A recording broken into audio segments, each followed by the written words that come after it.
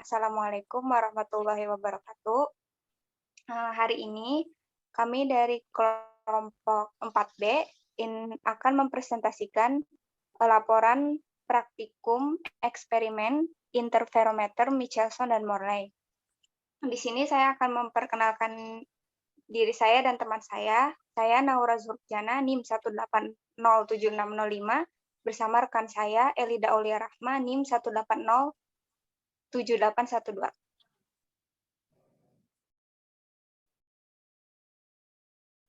Baik, yang pertama ada tujuan. Tujuan dari praktikum ini yaitu menentukan panjang gelombang sinar laser HNNE. Next. Kemudian bisa dilihat ya teman-teman, ada alat dan bahan. Yang pertama itu satu set alat percobaan interferometer. Kemudian ada sinar laser HNNE, bisa dilihat ya teman-teman, itu gambar kedua, dan gambar terakhir ada counter sebanyak 1 buah. Next.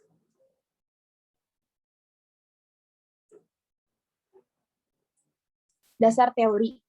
Dasar teori yang pertama yaitu interferensi. Interferensi cahaya adalah penjumlahan superposisi 2 gelombang cahaya atau lebih yang menghasilkan suatu radiasi yang menyimpang dari jumlah masing-masing komponen radiasi gelombangnya. Interferensi dapat membangun dan merusak. Bersifat membangun, konstruktif, jika beda fase kedua gelombang sama, dan bersifat merusak, deskriptif, jika beda fasenya adalah 180 derajat, sehingga kedua gelombang saling menghilangkan. Kemudian, pola hasil interferensi ini dapat ditangkap pada layar, yaitu berupa garis-garis terang, dan merupakan hasil interferensi maksimum, atau saling memperkuat atau konstruktif. Sedangkan garis gelap yang tertangkap di layar merupakan hasil interferensi minimum, atau saling melemahkan atau destruktif. Itu bisa dilihat ya teman-teman, ada 2 gelombang, yang pertama interferensi konstruktif, dan yang kedua interferensi destruktif di gambarnya. Next. Kemudian ada syarat terjadinya interferensi cahaya. Nah, pengaruh interferensi dalam cahaya tidak teramati secara biasa kan. Nah, ini karena gelombang cahaya dari sumber cahaya biasanya mengalami perubahan fase secara acak, kira-kira sekali dalam setiap 10-8 second. Dan panjang gelombang cahaya cukup pendek, sebesar 4 kali 10-7 dikurang 7 kali 10-7. Interferensi ini mungkin terjadi, tapi hanya untuk durasi dalam orde 10-8 dan tidak dapat dilihat oleh mata. Nah, agar interferensi yang stabil dan berkelanjutan dari gelombang cahaya dapat diamati, 2 kondisi berikut harus dipenuhi. Yang pertama, sumber harus dapat mempertahankan suatu beda fase yang tetap atau koheren. Yang kedua, sumber harus monokromatik dan menghasilkan cahaya dengan panjang gelombang yang sama. Next. Kemudian ada laser HNNE. Laser HNNE merupakan salah satu tipe laser di mana medium aktif dari laser ini adalah gas helium neon. Laser ini menghasilkan beberapa miliwatt daya keluarannya dan memiliki panjang gelombang sebesar 632,8 nm. Nah, laser HNNE sering digunakan dalam bidang optik dikarenakan compact, portable, dan mudah digunakan sebagai sumber cahaya yang terlihat untuk keperluan seperti penelitian. Nah, sinar laser memiliki 4 sifat, yaitu yang pertama monokromatik, artinya cahayanya hanya terdiri atas satu warna dan satu panjang gelombang. Yang kedua koheren, artinya sefase dengan cahaya lainnya. Yang ketiga mempunyai satu arah tertentu. Dalam kata lain, berkasnya tidak menyebar. Yang terakhir, intensitasnya sangat tinggi. Next. Kemudian ada interferometer Michelson. Michelson menggunakan interferometer untuk mengukur panjang gelombang garis spektrum cahaya yang dipancarkan oleh krypton 86 yang diletakkan dalam batang meteran standar. Penggunaan lain interferometer Michelson ini ialah untuk mengukur indeks refraksi udara atau sejumlah gas lain. Nah, jadi pada tahun 1881 ini, Albert Michelson dan temannya yang bernama Edward Emerly membangun interferometer berdasarkan prinsip percobaan Young. Nah, interferometer ini akan digunakan untuk menguji keberadaan ether, sebuah medium hipotetik yang dianggap medium perambat cahaya. Nah, dia itu melakukan percobaan bersama Morley. Hasil percobaan menunjukkan bahwa cahaya merambat sejajar dengan tegak lurus terhadap ether. Nah, waktunya sama serta tidak ada pola interferensi akibat dari beda fase yang sama. Artinya, dari percobaan itu menghasilkan cahaya tidak memerlukan medium untuk merambat. Hal ini menyatakan bahwa medium ether tidak ada atau hipotesis ether tidak dapat diterima. Next. Kemudian selanjutnya akan dijelaskan oleh rekan saya yaitu Naura Zukrudena. Kepada Naura dipersilahkan. Ya. Selanjutnya ada prinsip kerja dari interferometer Michelson. Di mana prinsip kerja dari interferometer Michelson ini yaitu gelombang cahaya. Selanjutnya itu ada prinsip kerja interferometer Michelson, di mana prinsip kerja dari interferometer Michelson yaitu gelombang cahaya dari sumber S jatuh pada cermin pemantul sebagian C. Oleh cermin C, cahaya ini sebagian dipantulkan ke M1 dan sebagian lagi diteruskan ke M2, masing-masing dengan intensitasnya sama gitu ya. Nah, prisma P di sini itu berfungsi untuk menyamakan lintasan optik apabila M1, M2 berjarak sama dari C. Nah, disebutnya juga kompensator ya tadi, prisma P itu. Kemudian cermin M1 ini dapat digeser untuk merubah perbedaan lintasan antara kedua sinar. Nah, berdasarkan gambar itu ya, di situ kan terlihat di gambar berkas sinar monokromatis diarahkan pada beam splitter C3. Kemudian sinarnya pecah menjadi dua berkas, sebagian diteruskan ke C2, sebagian lagi diteruskan ke C1. Sinar yang menuju C2 sebelumnya dilewatkan dulu pada plat kompensator. Nah, sinar pantul dari cermin C1 ini dan dari C2 melewati kompensator. Kemudian keduanya diteruskan ke C3. Sinar dari C1 oleh C3 diteruskan ke layar, dan sinar dari C2 dipantulkan oleh C3 dan ditangkap oleh layar. Nah, pada layar itu akan tampak dua buah titik sinar. Nah, kedua sinar datang pada layar ini dapat diatur supaya berinterferensi, sehingga membentuk pola interferensi lingkaran. Pengaturan dilakukan dengan cara memutar skrup pada cermin C1 dan C2, yaitu mengubah kemiringan masing-masing cermin dengan menggeser C2 ke C2 aksen sejauh D. Nah, dihasilkan perubahan pola interferensi tersebut. Kemudian menggeser cermin C2 itu tadi dilakukan dengan cara memutar mikrometer skrup pada alat. Nah, panjang gelombang cahaya dapat ditentukan dengan rumus hubungan antara jarak pergeseran atau 2D dan banyaknya perubahan pola interferensi lingkaran yang dihasilkan. Gitu. Next.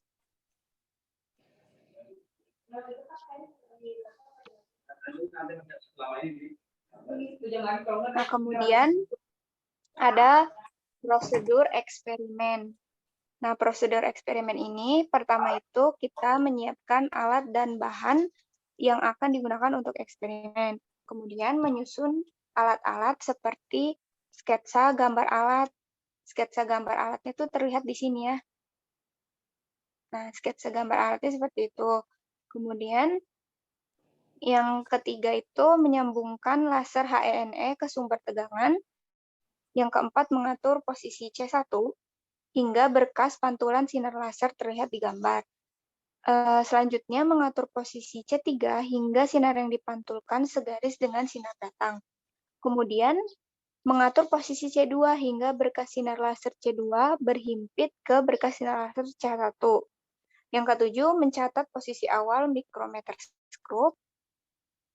Kemudian memutar mikrometer skrup pada C2 secara perlahan sampai pola interferensi terlihat jelas di layar.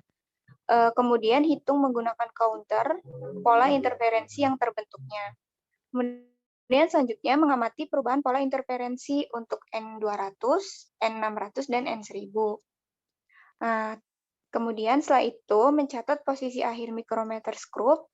Nah, kemudian mengulangi langkah tadi, langkah 8 sampai dengan 10 untuk mendapatkan 10 data dari masing-masing nilai N tadi, 200, 600, dan 1000. Selanjutnya, selanjutnya ada data eksperimennya, pengolahan data, dan juga analisis data eksperimen. Nah, ini adalah data eksperimen yang kelompok kami dapatkan, yaitu data B. Bisa terlihat di situ ya. Selanjutnya ada pengolahan data eksperimen. Nah, di pengolahan data ini, kan tadi sudah didapatkan di N200 itu jarak D1, D2-nya sudah didapatkan. Kemudian kita hitung delta D-nya. Kemudian dikali 2 delta D. Nah, di situ kita dapatkan panjang gelombangnya. Nah, panjang gelombang ini tuh bisa kita cari dari 2 delta D per N-nya itu banyaknya data yang diperoleh dari yang sudah tertera di situ ya. Ada 10 data. Sehingga lambdanya itu bisa kita lihat jumlahnya itu 6.200 dibagi dengan N tadi 10, jadi didapatkan 620 nanometer. Kemudian, nah, di sini juga kita mencari delta lambdanya ya, ketidakpastiannya. Di situ didapatkan hasil dari sigma lambda dikurangi lambda rata kuadrat itu 56.000. Sehingga bisa kita masukkan di situ ya di rumus akar dari 56.000 dibagi 200 kurangi 1 sehingga hasilnya 16,77 nanometer. Nah, berdasarkan hasil pengolahan data eksperimen ini, didapat bahwa besar panjang gelombang untuk N200 tadi itu sebesar 620 plus minus 16,77 nanometer. Sehingga kesalahan yang didapatnya itu ada kesalahan presisi 2,7% dan akurasinya 2,02%. Nah, ini untuk N600 sama seperti N200 tadi ya rumusnya. Terus kita masukkan jumlah sigma lambdanya 6.320 dan dibagi N. N di sini tuh jumlah datanya ya berapa. Nah, didapat 632 nanometer. Kemudian di sini untuk delta lambdanya itu 2,87 nanometer didapatkannya. Sehingga panjang gelombang untuk N600 ini itu didapat 632 plus minus 2,87 nanometer. Dengan kesalahan presisi 0,45% dan kesalahan akurasinya 0,13%. Nah, selanjutnya untuk N1000 bisa terlihat juga di situ ya, sama seperti N200 dan 600, didapatkan jumlah sigma lambdanya itu 6.300 dibagi dengan banyaknya datanya, sehingga didapat 630 nanometer. Nah, di sini didapat sigma lambda itu 2,72 nanometer ya. Kemudian, sehingga didapatkan panjang gelombangnya itu 630 plus minus 2,72 nanometer.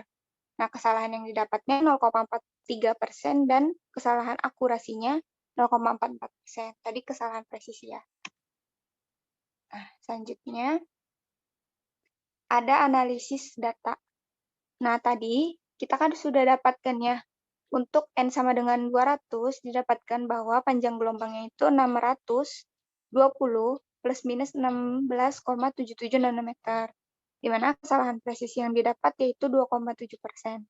Untuk N600 didapatkan panjang gelombangnya itu 632 plus minus 2,87 nanometer, di mana kesalahan presisi yang didapat yaitu 0,45%. Dan untuk N1000 itu panjang gelombang yang didapatnya 630 plus minus 2,72 nanometer, di mana kesalahan presisi yang didapat 0,43%. Nah, dari hasil perhitungan tadi itu, pengolahan panjang gelombang sinar laser masing-masing N itu sebetulnya tidak menyimpang jauh dibandingkan dengan nilai literatur panjang gelombang. Jadi lambda literatur itu nilainya 632,8 nanometer. Sehingga didapatkan kesalahan akurasi dari masing-masing N itu untuk N200 punya kesalahan akurasi 2,02%, untuk N600 punya kesalahan akurasi 0,13%, dan untuk N1000 punya nilai kesalahan akurasi 0,44%. Selanjutnya,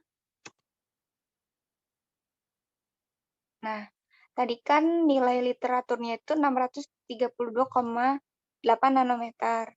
Nah, kemudian didapatkan nilai panjang gelombang dari masing-masing N tadi. Nah, nilainya tadi kan tidak menyimpang jauh, tapi berbeda gitu dari nilai literatur. Hal ini itu, perbedaan panjang gelombang tadi itu disebabkan oleh beberapa faktor. Yang pertama itu, sulitnya mendapatkan pola interferensi lingkaran yang berpusat di tengah layar, karena kesulitan pada saat menentukan posisi antara sinar laser dengan cermin supaya kelihatan lurus gitu. Kemudian yang kedua, set alat interferometer yang sangat sensitif terhadap getaran. Jadi alat interferometernya itu sensitif sekali terhadap getaran. Yang ketiga itu, kesulitan menentukan perubahan pola interferensi, karena micrometer curve untuk cermin C2-nya itu juga sifatnya sangat sensitif ya. Nah, berdasarkan hasil pengolahan data yang diperoleh dari panjang gelombang tadi itu, kan tadi kita dapatkan beberapa panjang gelombang. Nah, panjang gelombang yang paling akurat itu pada N sama dengan 600. Karena N sama dengan 600 tadi itu punya kesalahan akurasi paling kecil, yaitu 0,13%. Kemudian selanjutnya, ya. Nah, selanjutnya ada kesimpulan. Nah, berdasarkan hasil analisis dan pengolahan data yang sudah kami lakukan tadi itu, dapat disimpulkan bahwa N200 itu memiliki panjang gelombang 620 plus minus 16,77 nanometer dengan kesalahan presisi 2,7% dan kesalahan akurasi 2,02%. Kemudian N sama dengan 600, panjang gelombangnya yaitu 632 plus minus 2,87 nanometer dengan kesalahan presisi 0,43% dan kesalahan akurasi 0,13%. Kemudian untuk N sama dengan 1000 punya memiliki panjang gelombang, nilai panjang gelombangnya 630 plus minus 2,72 nanometer dengan kesalahan presisi 0,43% juga, dan kesalahan akurasinya 0,44%. Nah, tadi juga kan panjang gelombang sinar laser yang paling akurat itu pada N sama dengan 600, karena kesalahan akurasinya paling kecil, yaitu 0,13%. Selanjutnya akan dilanjutkan oleh Elida. Baik, selanjutnya yaitu saran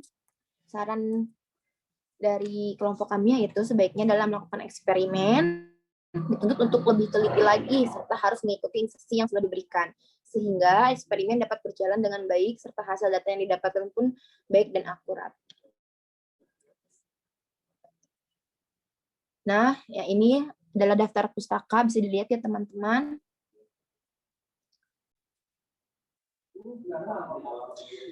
Alhamdulillah, kita sudah ada di penghujung jalannya acara presentasi ini. Terima kasih kepada teman-teman dan Bapak. Mohon maaf bila ada salah kata dari saya dan rekan saya. Wabillahi taufiq wal hidayah. Wassalamualaikum warahmatullahi wabarakatuh.